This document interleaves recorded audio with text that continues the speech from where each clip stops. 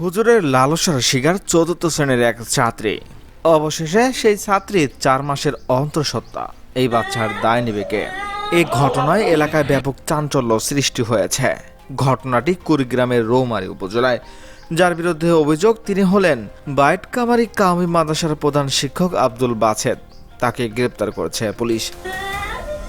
উত্তর বাটকামারী গ্রামের অধিবাসী অন্তঃসত্ত্বা ছাত্রীর বাবা অভিযোগ করেছেন, তার মেয়ে পূর্ব পাখিউড়া সরকারি প্রাথমিক বিদ্যালয়ে 4র্থ শ্রেণীতে লেখাপড়া করে। প্রায় 5 মাস আগে কোরআন শিক্ষার জন্য কামি মাদ্রাসায় মুহতামিম আব্দুল বাসেদের কাছে মেয়েকে পাঠান তিনি। এই সুযোগে আল্লাহর গজব পড়াসহ নানা রকম ভয়ভীতি দেখিয়ে ছাত্রীটির সঙ্গে অনৈতিক সম্পর্ক গড়ে তোলেন এই মুহতামিম। এই অবস্থায় ছাত্রীটির পেট বড় দেখা গেলে গত বুধবার রৌমারী স্বাস্থ্য কমপ্লেক্সে নিয়ে পরীক্ষা নিরীক্ষা করা হলে সে 5 মাসের অন্তঃসত্ত্বা বলে বিষয়টি জানান ডাক্তার। মেয়েটির বাবা বলেন, আমি গরিব মানুষ, আমার মেয়েকে 5 মাসের অন্তঃসত্ত্বা করেছে ওই মাদ্রাসার হুজুর। আমি কার কাছে বিচার দেব? আমার বিচার কে বা করবে?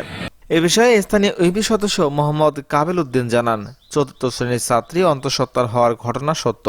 এলাকাবাসী বসে আপোষ মীমাংসার কথা শুনেছি। এ বিষয়ে আমার কাছে কোনো পক্ষই আসেনি। দর্শক, একজন মাদ্রাসা শিক্ষক কিভাবে ছাত্রীকে অন্তঃসত্ত্বা করতে পারে?